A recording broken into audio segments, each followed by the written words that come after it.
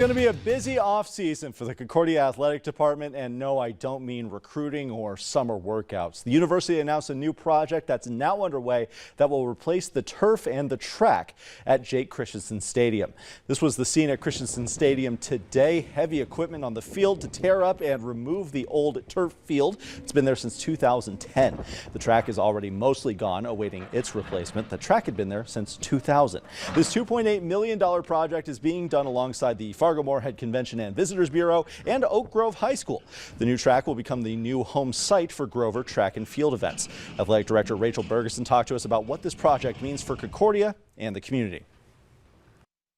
A lot of excitement for our campus community, certainly for our student athletes, but also for the other communities surrounding Fargo-Moorhead, because we really feel like this facility will be another collegiate level facility that people can host events at. So I think it's just a sign of progress, and really positive progress for Concordia College and the greater community.